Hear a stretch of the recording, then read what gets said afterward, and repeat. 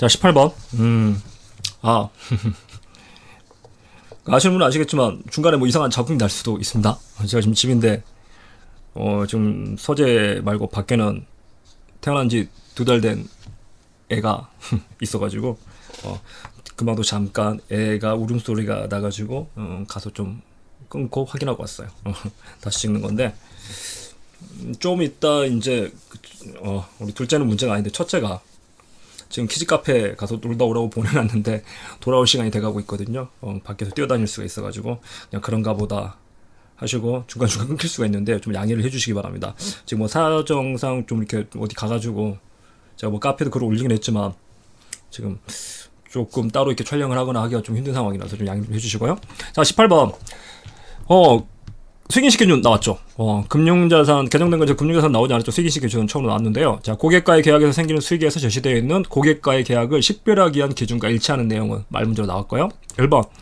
계약 당사자들이 계약을 서면으로만 승인해야 되며, 자, 이거 제가 핵심 이론 요약에서도 몇 번 강조를 드렸고, 서면으로만 승인하는 게 아니라 뭐도 된다? 서면으로 해도 되고, 구두도 되고, 관행에 따라서 할 수도 있고 여러 가지가 가능하다. 그래서 꼭 서면으로 해야 되는 건 아니다라고 제가 몇 번 강조를 드렸죠. 그래서 틀렸고요. 2번. 이전할 제한화 영역에 대한 각 당사자의 이게 뭘 식별할 수 된다? 제가 권리라고 몇 번 강조를 드렸죠. 그래서 제가 동형 모의고사 할 때는 그 말씀까지도 드렸잖아요. 여러분하고 공단기랑 뭘 한 거다? 강의에 대한 이 강의를 수강할 수 있는 계약을 체결했는데 여러분의 권리는 어디까지다? 강의를 듣는 것까지지 그걸 내가 돈을 냈다고 해서 이 강의를 촬영해서 따로 녹화해가지고 다른 데 가서 팔 수 있는 권리까지 있는 건 아니다. 그리고 아이디를 다른 사람들하고 돌려가면서 공유해도 안 된다. 원칙상. 그걸 막기 위해서 배수 제한 같은 거 하고 있다고 그런 얘기 있게 말씀드렸잖아요. 그래서 서로 당사자들 간에 어디까지 내가 이걸 강의를 어디까지 이용할 수 있는 권리를 식별할 수 있어야 되고 그 다음에 지급 조건도 식별할 수 있어야 된다고 말씀드렸죠. 지급 조건 어떻게 할 거냐? 지금 뭐 강의 듣기 전에 미리 지급을 하지만 뭐 듣다가 중간 50% 진행됐을 때 지급한다 이렇게 할 수도 있고 아니면 제가 그 얘기까지도 드렸잖아요. 나중에 합격하면 돈을 준다. 강의를 들은 다음에 합격하면 그때 가서 강의료를 지불한다. 이런 조건이면 참 좋을 거라고. 근데 그렇게 절대 안 할 거라고 말씀을 드렸잖아요. 자, 그래서 지급 조건도 식별할 수 있어야 되고요. 자, 계약의 상업적 실질이 있어야 되죠. 그래서 제가 다른 모의고사 때는 이게 상업적 실질이란 걸 법률적 실질로 바꿔가지고 우리 회계에서 법률적 실질을 강조하는 경우는 없다. 상업적 실질을 가지고 얘기를 한다 말씀드렸고요. 그래서 상업적 실질 없이가 아니라 상업적 실질이 있어야 되고. 자, 4번. 고객이 이전할 재화나 용역에 대하여 받을 권리를 갖게 될 대가의 회수 가능성이 높아야 된다. 답은 4번이 되죠. 그러니까 이 문제에 대해서도 수익인식 기준서가 이번에 개정돼가지고 말로 나올 확률이 높기 때문에 그래서 잘 대비를 해두시라고 여러 번 강조를 했고 실제 제가 뭐 핵심 이론 요약 빵꾸 내는 거잖아요. 지금 여기서 좀 전에 봤던 계약의 승인은 뭘로 한다? 서면, 구두, 사업 관행에 따라 암묵적으로 다 체결할 수 있다 말씀드렸고 그 다음에 좀 전에 말씀드렸던 각자의 의무를 수행하기로 확약하고 강사의 권리를 식별할 수 있고 이전할 재화나 용역의 뭘? 지급 조건을 식별할 수 있어야 되고 계약의 상업적 실질이 있어야 되고 고객에게 이전할 재화나 용역에 대해 받을 권리 갖게 될까의 회수 가능성이 높아야 되고. 그러니까 좀 핵심 이론 요약 빵꾸 내놓은 걸 그냥 빵꾸 내는 게 아닙니다. 이렇게 이제 시험에 나온다고요. 그리고 제가 출제를 해본 경험에 따라가지고 나올 만한 것들은 빵꾸를 내놨기 때문에 그래서 꼭 핵심 이론 요약 자료 반복해서 좀 보셨으면 좋겠어요. 우리 이것뿐만이 아니라 제가 이걸 가지고 좀 전에 봤던 권리, 지급 조건, 상업 실질, 회수 가능성, 서명, 구두, 사업 관행 다 했던 얘기고요. 그다음에 실제로 객관식 문제에서 뭐 이런 문제도 풀었습니다. 이거 문제 만들어가지고 이전화 제한화 용역 관련된 각 당사자의 의무를 식별할 수 있어야 된다. 또 계약에 상업적 실질이 있어야 된다. 제한화 용역에 지급 조건을 식별할 수 있다. 이런 것들 말씀드렸고요. 그래서 각 당사자의 의무는 아니다. 뭘 식별할 수 있어야 된다? 권리. 내가 강의를 듣고 어디까지 할 수 있는지 이걸 답으로 만들어서 보여드렸던 거고 그리고 이걸 동형에서도 자 동형 문제에서 거의 이거 겹쳤죠. 계약 당사자의 계약을 구두가 아닌 서면으로 승인하고 틀렸다. 지금 구두로 나왔고 이전할 제한화 관련된 각 당사자의 의무를 식별할 수 있다. 각 당사자의 권리다 얘기했고 지급 조건을 식별할 수 있어야 되고 법률적 실질 아니다. 상업적 실질이다. 여러 번 강조를 했던 문제입니다. 자, 그래서 말로 된 문제 지금 이번에 말로 된 문제가 좀 적긴 했어요. 평소에 한 6, 7문제 나오다가 5문제밖에 안 나왔거든요. 그 정부에게서도 한 문제가 계산 문제로 나와버렸고, 자, 근데 말로 된 문제에서 정부에게 문제 빼놓고는 나머지 문제들은 저는 그렇게 뭐 어렵진 않았을 거라고 봐요. 특히 뭐 그 중간재무제표 정답률이 낮은데 이렇게 낮을 만한 문제는 아니었고요. 자, 그래서 이렇게 해서 말 문제 먼저 풀고 그 다음 이제 계산 문제 가는 겁니다. 그러니까 말 문제 먼저 풀고 계산 문제 가는 건 의미가 있는데 저는 막 재무 먼저 풀어야지 원가 먼저 풀어야 되지. 이건 무슨 문제가 있냐면요. 여러분이 딱 이 문제를 보자마자 이게 재무인지 원가인지 바로 파악할 수 있나요? 물론 뭐 오래 걸리진 않지만 봤을 때 잠깐 이 재무인가 원가인가? 내가 재무인지 원가인지 확인하고 재무면 안 풀고 원가면 풀어야지. 글쎄요, 그건 좀 아닌 것 같아요. 계산 문제인지 말 문제는 딱 보는 순간 숫자 없네 나오잖아요. 그건 바로 계산 문제다 말 문제다 바로 체크를 할 수가 있는데 원가인지 재무인지 정부인지 확인하고 풀겠다? 이건 좀 아닌 것 같아요. 그래서 자, 여기까지 하시고 그 다음에 그러면 이제 다시 계산 문제로 가는 겁니다. 자, 왔어요. 우리 첫째 남봉꾼. 자, 계산 문제 오셔가지고 문제 3번. 자, 한국의 매출액, 상품 매출액은 100만 원이면 매출 총이익률 20%다. 자, 제가 이거 말씀드렸죠. 계산 문제 할 때 매출 총이익률 나오면 무조건 뭘로 가라? 매출 원가율로. 그래서 매출 원가 쪽으로 접근해서 들어가시라고. 제가 이거 가지고 뭐 원샷법, 그 다음에 매입 채무 나올 때 이런 것도 여러 가지 뭐 T계정을 그려야 되냐 말아야 되냐 말씀드렸지만 매출 총이익률 나오면 무조건 뭘로 가라? 매출 원가로 접근하셔라. 그래서 매출 총이익 20%면 매출 원가율은 80%니까 매출 원가가 얼마란 얘기인가요? 100만 원에 80%니까 이제 80만 원이죠. 자, 매출 원가 80만 원은 기초재고 5만 원, 단기 상품 매입 90만 원. 그러면 기초 플러스 단기 매입 마이너스 기말 재고. 이게 매출 원가가 되니까 그럼 95에서 얼마가 빠져야지? 15가 빠져야지 80이죠. 답은 3번. 어렵지 않게 구할 수 있는 문제고요. 시간이 글쎄요. 이런 문제는 뭐 30초 안에 풀어서 다른 문제, 어려운 문제를 풀 수 있는 시간을 세이브해야 되는 문제라고 봅니다. 절대 어려운 문제 아니죠. 자, 그 다음. 그러니까 이 문제 제가 객관식 문제 이런 데서 거의 똑같잖아요. 그러니까 이것보다 어려운 문제는 있어도, 그러니까 이 문제 같은 경우도 똑같죠. 기초재고 6만원 주고, 매출 총률 20% 주고, 기말 재고 얼마냐. 문항은 똑같고, 근데 얘는 대신 그냥 매출액을 준 게 아니라 총 매출액. 거기서 애누리 반영하도록, 총 매입액, 애누리 반영하도록. 아까 그 문제보다 매출 애누리, 매입 애누리가 들어가 있으니까 조금 더 어려워 보이긴 하지만 이 문제 풀었다면 충분히 풀 수 있는 문제였고요. 동영에서도 똑같은 문제. 저 동영에서 71페이지 확인해 보시면 매출액 주고 매출 총이익률 20% 원가로 돌려가지고 기초 상품 재고, 단기 상품 매입액, 그런 다음에 기말 상품 재고는 얼마냐. 숫자만 다르지 같은 문제죠. 그래서 이런 문제들은 여러 번 연습을 했기 때문에 틀리셨다면, 이거 왜 보여드리는 거냐면, 계속 말씀드리지만, 제 책에 다 나왔잖아요. 이게 아니에요. 그러니까 틀리셨다면, 여러분이 좀 공부를 하실 때, 내가 뭘로 친 거지? 기본적인 공부량이 지금 안 된 거예요. 그러면 이러면. 기본적인 공부량이 안 된 거고요. 이게 시험장 가가지고 여러분이 당황할 수 있어요. 잠깐만, 이제 와서 보니까 내가 이런 걸 이게 사실 이 문제 틀린 분이 계실 테니까. 내가 이런 걸 틀렸다고? 와. 나 이렇게 시험장만 가면 긴장을 하지? 시험장에 가면 긴장하는 경우가 있습니다. 시험장에 가면 긴장하는 경우가 있는데 그거 어떻게 극복을 하냐면요. 약을 먹어서 될 일은 아니고요. 공부를 더 많이 할 수밖에 없어요. 그래서 진짜로 진짜 많이 하잖아요. 그러니까 그런 걸 경험을 하게 되실 거예요. 그러니까 평소에 나는 긴장을 좀 많이 한다. 그래서 저도 긴장을 할 땐 해요. 평소에 이렇게 사람들 앞에 많이 서가지고 강의를 하니까 긴장을 안 할 것 같지만 예를 들어서 제가 처음으로 TV 카메라 방송 앞에 쓴 적이 있었거든요. TV 카메라 앞에 방송에 섰는데 두 번째 방송하는 날 방송 사고가 났어요. 이게 뭐냐면 제가 앞에서 20분 동안 코너를 진행하고 그 다음 분이 또 와가지고 뒤에 20분 코너가 있는데 생방송인데 갑자기 제가 이제 20분 중에서 한 15분 정도 방송을 했는데 5분 정도 남아있는데 갑자기 이거 스케치북 들고 AD가 뛰어오는 거예요. 스케치북이 뭐라고 저거 카메라 뒤에서 막 보여주는 거예요. 뭘 봤더니 말을 천천히 하래요. 그래서 제가 이제 지금도 말이 좀 흥분하면 빠른 편이거든요. 그래서 말이 너무 빨랐나? 천천히 하라고 말이 좀 빨랐나 보네 이러고 있는데 다음 페이지를 넘기니까 사고 이렇게 적혀요. 사고. 무슨 사고? 사고 났다고 내가 지금 그때 다음 페이지 넘겼더니까 뒷사람 사고 났대요. 제 뒤에 방송에서 사고 났으니까 내가 방송 20분에 끝내면 안 되고 40분을 해야 된다. 이미 방송할 분량, 그때 제가 방송을 그냥 이렇게 말하고 싶어서 하는 게 아니라 이런 식으로 파워포인트를 가지고 하는 방송이었는데 파워포인트가 다 끝났어요. 지금 말할 분량이 끝나는데 갑자기 20분 중에 15분이 됐는데 5분 남아있는데 나는 이제 5분하고 마무리 하려고 했는데 갑자기 20분을 더 하래. 어떡해요. 완전 사고죠. 안 그래도 긴장되는데. 근데 뭐 결국 말씀드려서 잘 끝났어요. 방송 사고 났다는 거 아무것도 모르고 잘 끝났어요.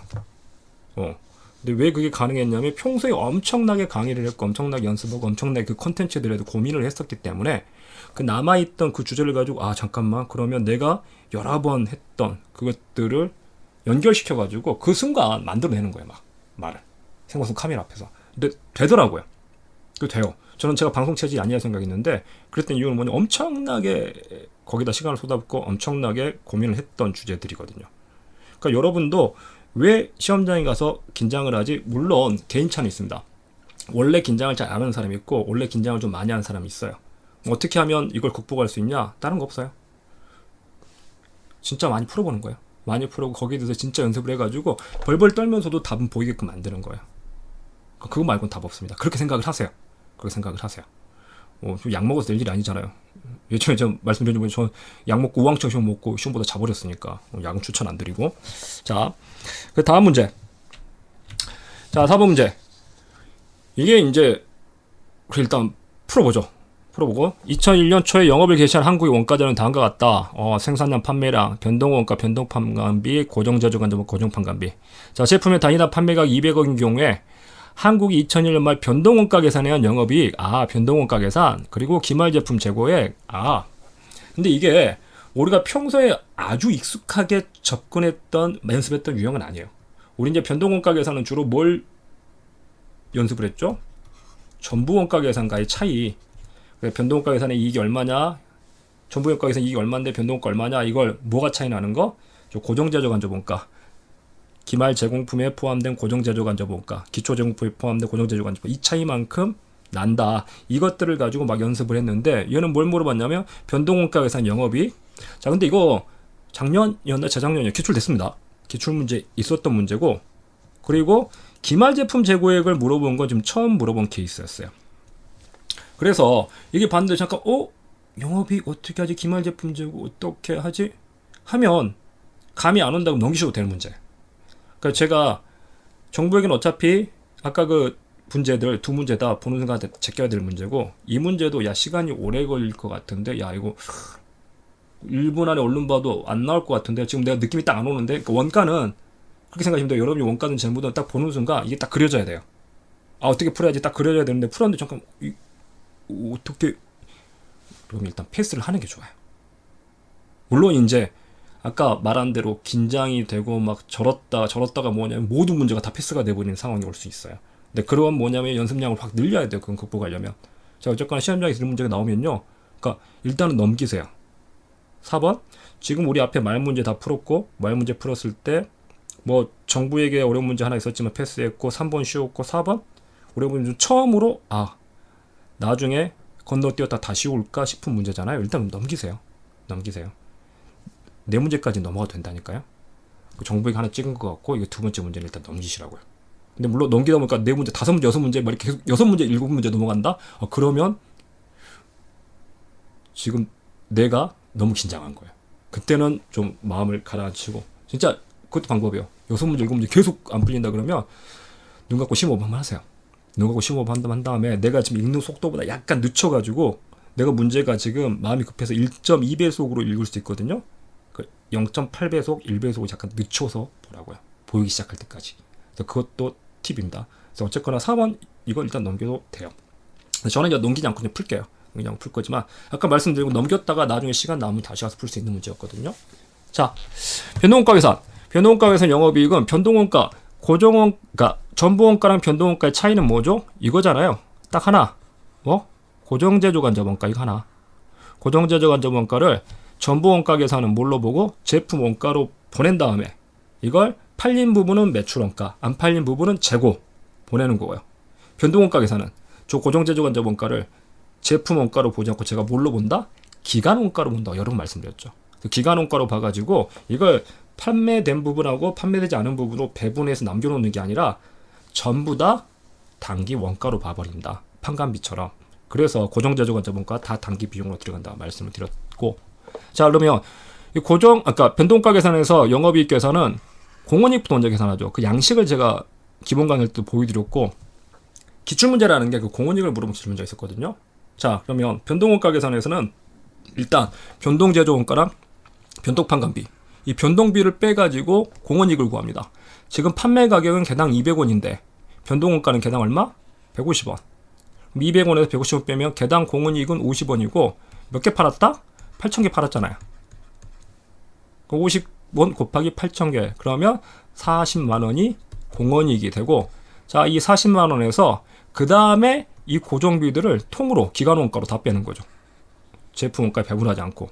그래서 26만 5천원이 빠지니까 46만원에서 26만 5천원 빠지면 13만 5천원. 일단 이게 영업이익이죠.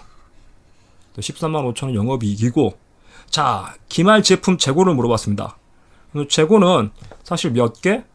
10,000개 생산해서 8,000개 팔았으니까 2,000개가 재고인데, 자 2,000개 재고의 원가가 얼마냐? 자 개당 원가가, 자 변동원가 계산에서는 뭐만 제품 원가로 본다? 고정제조관자본가, 고정판관비, 그러니까 고정제조관자본가는 기간원가로 보고, 판관비는 원래 제품 원가가 아니고, 그래서 판관비는 원래 제품 원가가 아니고 제조관자본가 중에서 고정제조관자본가를 기간비용으로 보내버리니까 뭐만? 변동제조원가만, 단위당 변동제조원가만 기말재고의 원가가 되는 거예요. 2,000개 곱하기 110원 하면 22만원. 그래서 답은 1번. 그래서 시간이 좀 걸릴 수 있고, 여러분이 평소에 연습을 그러니까 이 유형을 가지고 이 똑같은 문제를 가지고 연습해 본 적이 없기 때문에 조금 안 보일 수 있는데, 안 보이면 갔다가 시간 여유가 있을 때 와서 봤으면 풀 수 있는 문제였거든요. 자, 그래서 사실 4번은 꼭 맞췄어야 될 문제라고까지는 제가 주장을 안 할게요. 그 4번도 틀릴 수 있다. 제가 보기엔 틀릴 수 있는 문제 중에 하나였어요. 자, 근데 이거 뭐 기본서에 이제 나중에, 그러니까 제가 왜 기본서 페이지를 적어놨냐면요, 이 문제를 틀렸다. 그럼 여러분이 틀린 문제에 대해서 뭘 보시길 제가 권하냐면요, 어쨌거나 이번 시험에 틀린 문제들 있잖아요. 틀린 문제가 있으면 그 문제만 보지 마시고요. 그러니까 뭐냐면 그 부분에 대한 공부가 좀 덜 된 거거든요. 그래서 뭘 가보시냐면 그 내용과 관련된 기본서를 다시 한번 정독을 하셨으면 좋겠어요. 그러니까 제가 마지막에 다시 한번 말씀드리겠지만 다시 기본으로 돌아가셔야 된다고요. 일단은 내가 시험장에 들어갈 때까지 모든 걸 한번 돌려본 다음에 들어갔는데, 그때 이제 효율이 필요했던 거고, 근데 갔더니 부족한 부분이 있었다, 틀린 부분이 있었다. 그럼 왜 틀렸었는지, 내가 뭘 잘못 파고 있었는지, 얘랑 관련된 개념 중에서 내가 놓치고 있던 거, 간과하고 있던 게 있는지를 기본서 가서 다시 한번 확인해 보세요.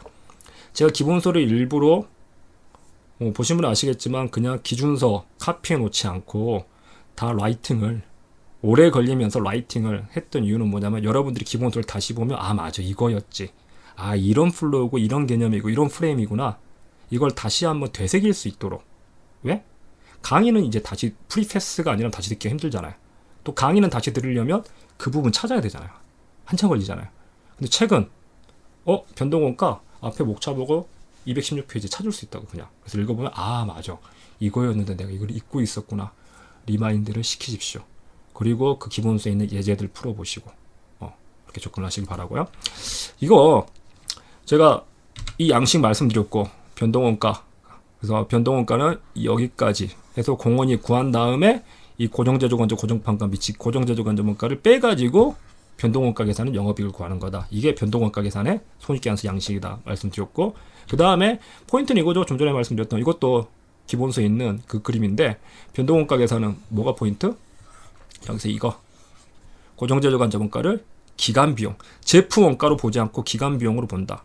이게 무슨 개념인지 좀 전에 그 문제를 가지고 좀 더 그러니까 이걸 확실히 파악을 안 하고 계셨다면 좀 전에 기말 제품 재고를 구할 때 이게 제품 원가니까 제품 원가만 고려하고 고정제조관자원가를 고려하지 않는 게 기간비용이라는 게 그 의미구나, 다시 한번 되새김질 하셔가지고 다음에 이런 문제가 나오면 당하지 않으셔야 됩니다.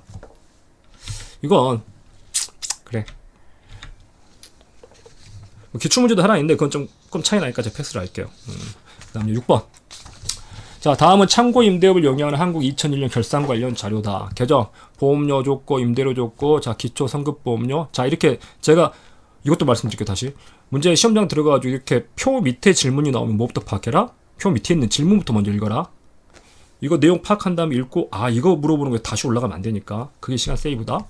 자, 보험료와 임대료가 2001년 또 세전 이익에 미치는 영향은, 저도 이제 처음에 이걸 질문부터 읽었는데, 좀 특이하게 물어봤네?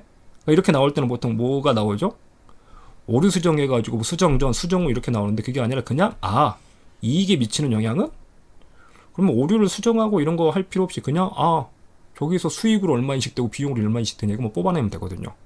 자, 그럼 보험료. 기초 성급보험료 잔액이 3,000원 있었다? 기초 성급보험료는 단기에 뭘로 바뀌죠? 작년에 미리 줘놓은 성급보험료. 작년에 왜 미리 줘놨다? 언제 걸? 올해 비용을 미리 줘놓은 거죠. 그래서 올해 보험료를 미리 줘놓은 건데 이건 뭐해라? 단기의 비용으로 반영을 하는 거죠. 그래서 마이너스 3,000원 단기 보험료가 될 거고요. 자, 7월 1일에 보험료 갱신하고 1년치 보험료 12,000원을 현금으로 준 다음에 뭘로 처리했다? 자산으로. 사실 여기서 이제 자산으로 회계 처리했냐 비용으로 회계 처리했냐 이건 상관없습니다. 오류 수정을 하기 위해서는 자산으로 회계 처리했어. 그러면 아직 그러니까 기간 경과한 부분을 비용으로 돌려야겠네. 아니면 전액을 비용으로 처리했어. 그러면 기간 경과하지 않은 부분은 자산으로 돌려야겠네. 이걸 하겠지만 우리 지금 해야 될 건 뭐죠? 그냥 오류 수정이 아니라 손익이 얼마 반영되냐. 자, 7월 1일날 보험료 12,000원 줬지만 올해 보험료는 얼마인가요? 절반이죠. 6,000원. 그래서 7월 1일 1년치 줬으니까 절반만 올해 보험료고요.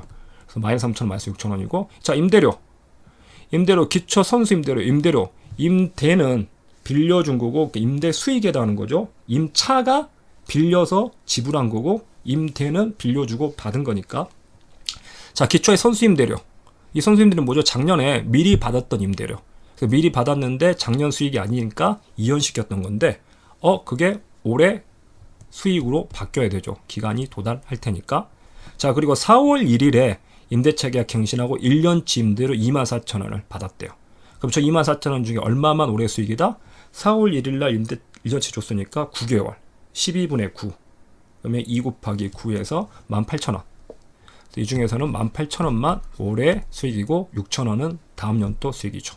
자, 그럼 더해보면 비용 마이너스 9,000원이고요. 수익은 3,000원, 18,000원, 21,000원. 그럼 손익에 미치는 영향은 21,000원에서 9,000원 빼가지고 12,000원. 답은 1번이 되죠. 그래서 뭐 오류 수정 형태보다 더 쉽게 나왔어요. 그러니까 이번 시험이 약간 이렇게 좀 난이도 높지 않게 나왔어요. 보통 오류 수정으로 물어보면 이것보다 좀 어렵게 나오는데 이건 그냥 세전익이 미치는 영향에서 12,000원 나왔고요.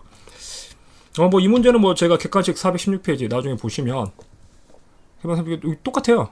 보시면 2001년 성급보험료 개정 기초자료 400원. 이거 똑같죠. 그리고 2001년 7월 1일날 이게 더 어렵죠. 2년치 보험료 1,800원 지급했으니까 2년치니까 저기 나누기 24 해가지고 반영을 했어야 됐던. 근데 아까 그 문제는 1년치니까 계산이 훨씬 쉽고요. 자, 이렇게 해놓고 뭘 물어봤죠? 마찬가지로 수정 전 수정을 물어보는 게 아니라 포괄손익건세에 계산할 보험료가 비용이 얼마냐 이렇게 물어봤다. 좀 전에 문제는 이익에다가 임대료 형태까지 추가가 된 문제고 어쨌거나 저희가 한번 접해봤던 유형들이고요. 자, 7번. 7번이 저는 이제 처음에 시험 문제 받아놓고 재밌게 봤어요. 재밌게 봤고 저도 사실 처음에는 바로 답을 못 찾았어요. 그러니까 왜 답이 없지? 봤다가 이랬다. 그러니까 저도 뭐 해야 되냐면 지문을 저도 사실은 제가 맨날 강조하면서 저도 당했던 건데 질문을 정확하게 읽어야 되는데 이게 자료 밑에 질문은 나오지 않고 위에 있으니까 저도 그냥 쭉 읽었거든요. 이렇게 항공 2001년 7월 2일부터 공작물 신축부터 시작해서 2000년 4월 30일 완공하였다. 밑에 봤더니 자본화 문제 자본화 차입원가 오케이 하고 풀어버린 거예요. 문제는 뭐냐면 차입금 일반 차입금 준 다음에 자본화할 차입원가를 물어보지 않고 뭘 물어봤죠? 단기 손익으로 인식할 이자 비용을 물어봤어요. 그러니까 원래 차입금에 대해서 이자를 내야 되는데 근데 발생한 이자 중에서 뭐 자본화 대상이 있으면 그건 유형자산의 취득원가로 보내고 나머지만 이자 비용으로 남죠. 그래서 자본화 시킬 이자 비용을 물어보는 게 아니라 자본화 시키고 남은 이자 비용이 얼마냐 이걸 물어봐가지고 저도 처음에는 그냥 그게 답이 없네? 왜 없지? 하고 오히려 갔더니 이자 비용 물어봤구나. 좀 특이하게 물어봤네. 회계 문제 중에서 저도 이런 형태는 처음 봤어요. 자, 어쨌거나. 자, 그러면 자, 금융비용 자본화하기 위해서 자, 공사대금 지출 일단 특정 차입금에서 발생한 이자 비용은 전부 다 뭘로 가죠? 전부 다 자본화되죠. 그렇기 때문에 단기 손주로 인식할 이자 비용은 없어요.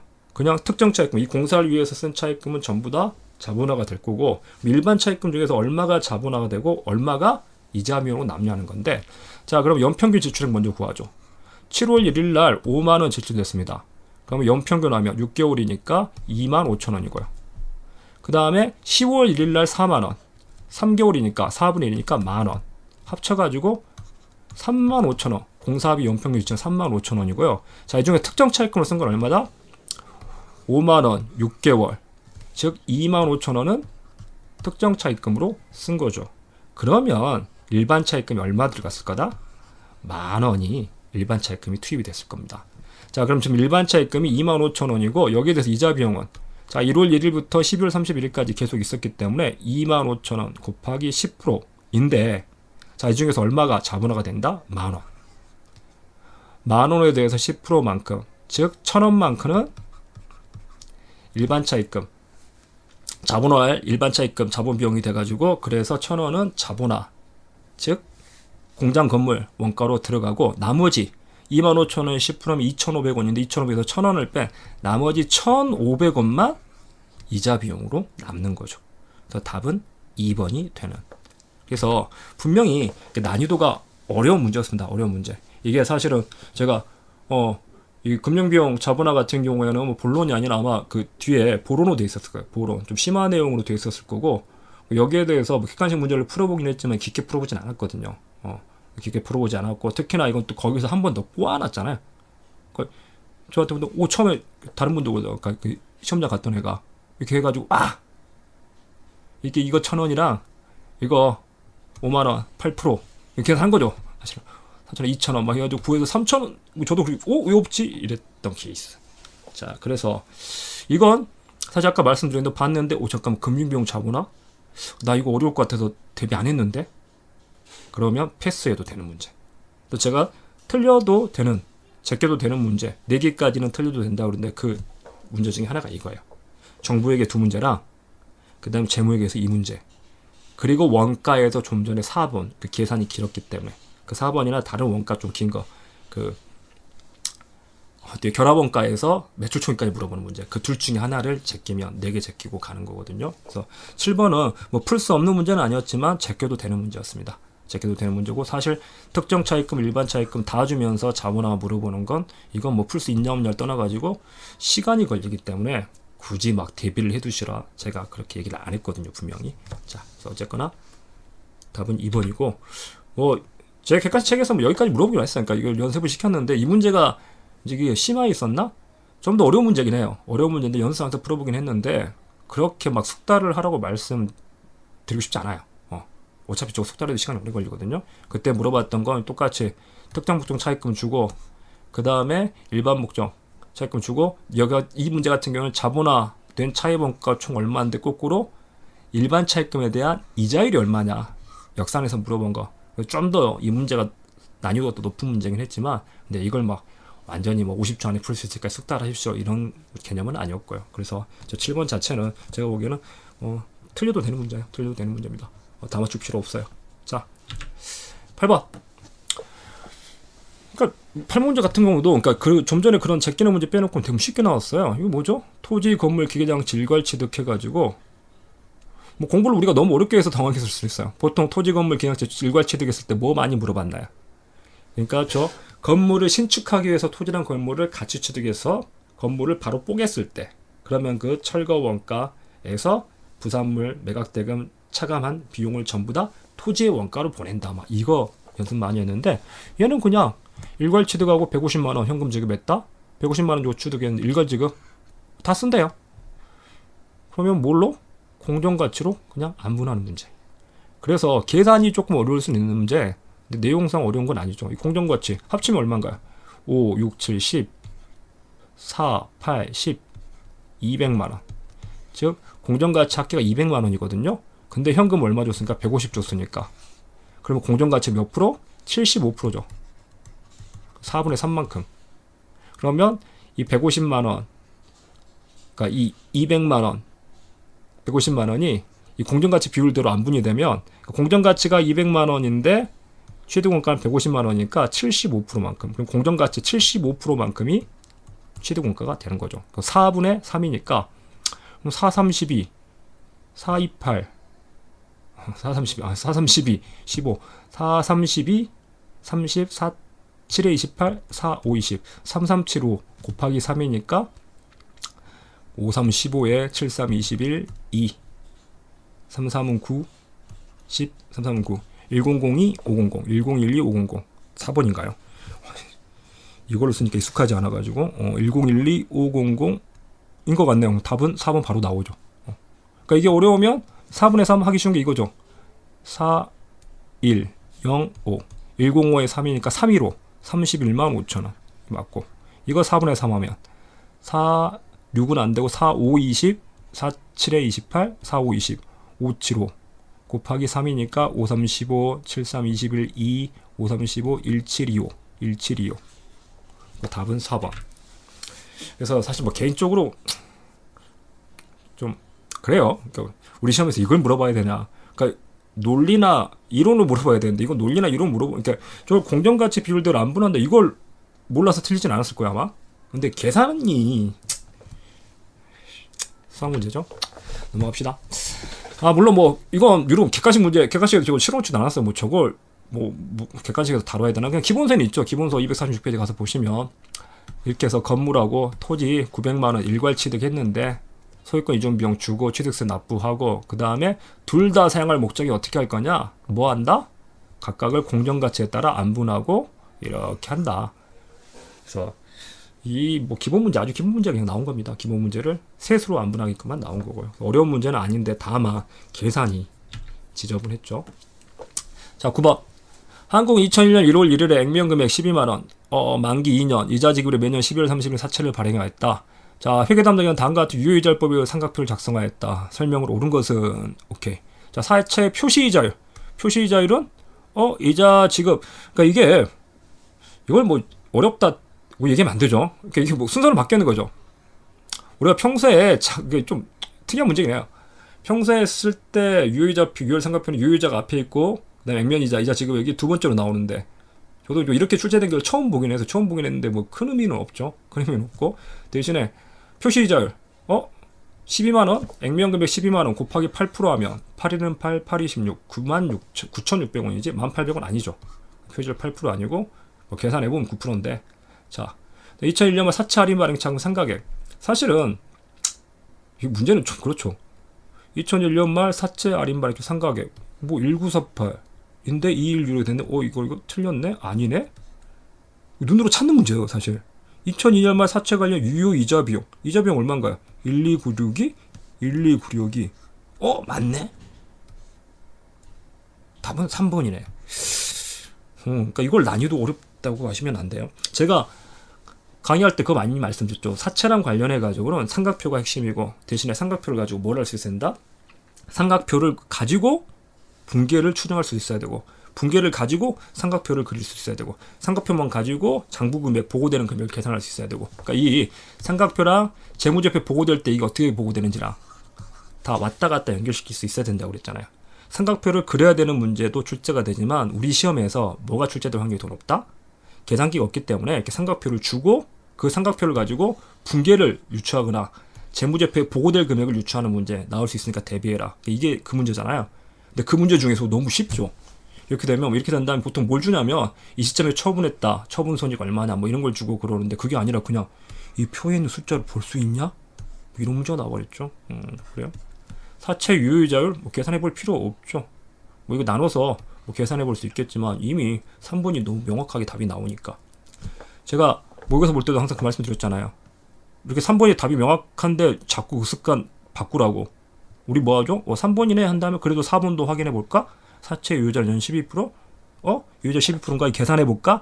12748 나누기 115890? 하지 말라고 이거. 말씀드렸죠. 자기 자신을 믿으라고. 3번이 확실히 답이니 그냥 가라고. 어차피 갔는데 이게 잠깐만 이것도 12% 이것도 맞네, 둘 다 맞네 하는 순간 이미 말렸다고. 가지 마세요. 그러니까 이걸 가지고 누가 이제 사람들이 막 와 너무 이번 시험 계산이 어렵다. 재물계도 막 12%짜리로 왜 계산하도록 12%짜리로 계산하도록 나온 문제 아니에요. 계산하지 마세요. 안 하면 돼요. 그냥 여기서 이게 확인이 됐는데 너무나 명확하게 답이 있는데 이걸 왜 4번 지문을 이걸 보고 있어요. 계속 말씀드립니다. 모의고사 볼 때 제가 계속 말씀드렸던 자신을 믿고 답이 나오면 그 다음 지문 과감히 넘겨버리라고. 답이 확실하게 나오면. 자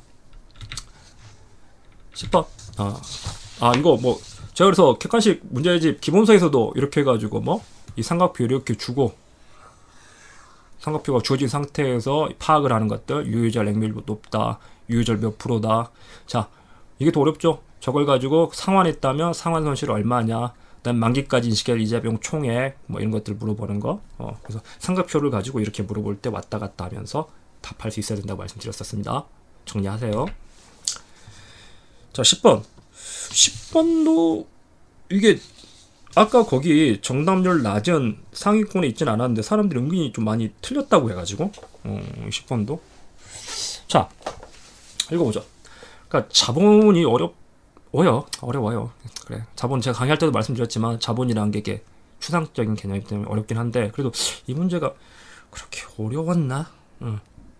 그래, 수험생이 어렵게 느꼈으면 어려운 거죠. 자, 한국 2000년 11월 30일 재무상태 표상의 자본은 보통주 자본금 10만원, 주발초 3만원, 이경 5만원으로 구성되어 있다. 자, 자본과 관련된 거래 내역이 다음과 같을 때 자본 변동표에 대한 설명으로 옳지 않은 것은, 자본 변동에 대한 설명으로 옳지 않은 것은, 자, 뭐 자기주식에서 원가법 적용하고 기초자기추첨손이 없었다. 자, 3월 10일 주주에게 보통주 한 주당 0.1주의 주식 배당을 결의하였다. 자, 일단 뭐 주식 배당은 자본 총액에는 영향이 없고, 주식 배당은 뭐라는 거죠? 뭘로 빼는 거다? 이익잉여금 있던 걸 자본금으로 가져온 거라고 그랬죠. 뭐랑 차이 난다? 무상증자는 자본잉여금을 빼가지고 자본금에 집어넣는 거고, 주식 배당은 이익잉여금, 원래 배당은 이익잉여금 가지고 하는 거니까 그걸 빼가지고 자본금에 넣는 거라고. 물론 이제 자본잉여금 주식 배당에 예외가 하나 있죠. 이익잉여금 중에서 뭐 이익준비금을 빼가지고 넣는 건 그건 원래 못 쓰게 돼 있는 건데 집어넣는 거니까 얘만 차이가 있고 나머지는 이익잉여금, 자본잉여금. 그러니까 주식 배당은 이익잉여금을 빼가지고 자본금에 넣는 거고, 무상증자는 자본잉여금에 빼는 걸 자본잉여금을 빼가지고 자본금. 예외적으로 이익잉여금 속에 있는 이익준비금을 빼는 것도 무상증자로 보지만, 자 어쨌거나 0.1주 주식 배당 결의했다. 그리고 그걸 실시했다. 자, 그럼 이때는 미기여부 주식 배당금으로 있다가 이제 자본금으로 바뀌는데 이익잉여금 얼마 감소할까요? 보통주 한 주당 0.1주. 그러면 주식 배당 몇 주 했죠? 100주니까 10주 했죠. 10주 액면 금액대로 배당하는 거예요. 액면 1,000원이니까. 그러면 10,000원을 배당한 거거든요. 10,000원을 배당하는데 현금으로 준 게 아니라 주식으로 준 거니까 이 이익잉여금이 빠져나갈 때 현금으로 주면 이게 현금이 빠져나가면서 오른쪽 이익잉여금이 빠져 왼쪽 현금이 빠져나가겠지만, 주식 배당 같은 이익잉여금이 빠져가지고 어디로 간다? 그냥 자본금으로 들어가는 거죠. 자, 그래서 이익잉여금이 얼마 줄어들고 10,000원 줄어들고 자본금 10,000원 늘어나는 거예요. 그래서 자본금 여기서 이익잉여금이 10,000원 줄어드는 거거든요. 10,000원.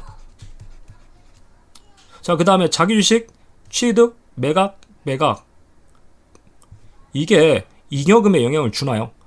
자기주식을 취득하고 처분하는 건 다 뭐? 자본 조정하고 자본 잉여금에서 왔다 갔다 하는 거죠. 잉여금에 영향을 줄 리가 없고, 자, 보통주 한 주를 두 주로 하는 주식 분할은 자본 안에 있는 숫자에 아무것도 영향을 미치지 않고 뭐만 바뀐다? 주식 수만, 액면 금액, 액면이 반으로 줄어들고, 즉 액면 1,000원이 500원으로 줄어들고 주식 수는 2배로 늘어나는 거죠. 그래서 얘도 마찬가지로 잉여금에 영향을 주지 않고, 지금 잉여금은 얼마? 8,000원 감소가 아니죠. 주식 배당 10,000원 했으니까 10,000원 감소입니다. 1번이 틀렸고, 2번 자기주식 처분 손실 계산해보죠. 자, 자기주식 10주를 2,100원에 취득해가지고 2,200원에 매각했다. 주당 100원씩 내주니까 400원 이익 났죠. 그리고 나머지 6주 1,700원, 2,100에서 1,700원이면 마이너스 400원에 6이니까 마이너스 2,400원. 합치면 마이너스 2,000원. 맞고요. 12월 31일 보통주 자본금. 자, 자본금은 아까 잉여금 10,000원 빼가지고 배당했으니까, 그래서 보통 자본금이 100,000원이던 게 저 잉여금 들어와서 110,000,000원으로 바뀌었고, 그 다음에 주식 분할 하더라도 자본금 자체에는 영향을 주지 않는다. 주식 수는 2배가 되고 액면은 반으로 줄어들지만 자본금 같다. 11만원 그대로 맞고요. 자, 보통주 주식 수는 자 원래 100주였는데 주식 배당하니까 10주에서 110주가 됐죠. 총 110주가 됐는데 이 110주를 둘로 나눈 거죠. 한 주를 2주로 분할했죠. 110주가 220주로 늘어나는 거죠. 맞고. 그래서 답은 1번이 틀렸습니다. 1번이. 이 문제도 은근히 좀 많이 틀렸던데 제가 보기엔 뭐 그렇게 어려운 문제는 아니었어요. 이 문제 틀리신 분은 그 잉여금의 처분이나 이쪽에 대해서 다시 한번 자본에 대해서 정리를 좀 하세요. 자본의 개념을 잘못 잡으면 계속 헷갈릴 수 있거든요. 우리 제가 얘랑 관련해 가지고는 뭐 기본서에 사실 이거 있었던 그 기본서 다시 한번 읽어보세요. 기본서 450페이지 예제인데요. 자, 자본이 이렇게 구성되어 있다. 막 자본금, 자본잉여금, 이익용 주고. 자, 회사가 3월에 주식 발행 결의해서 1000주 줬는데, 자, 이게 자본잉여금을 전입한 무상증자일 때, 그 다음에 저 법정적립금을 전입해서 나오는 무상증자. 그 무상증자는 이 법정적립금, 이익준비금 빼놓고 나머지 다 자본잉여금을 전입하는 거고, 이익준비금을 적립하는 것만 예외적으로 잉여금에서 자본금으로 가는데도 배당이 아니라 증자로 보는 케이스입니다. 그리고 잉여금의 처분에는 주식배당. 그러니까 주식배당은 전부 잉여금에서 빠져나가는 거예요. 자, 그래서 3번이죠. 지금 우리가 했던 거. 잉여금의 처분에 의한 주식배당에 해당한다고 가정하면 자본이 어떻게 바뀌냐.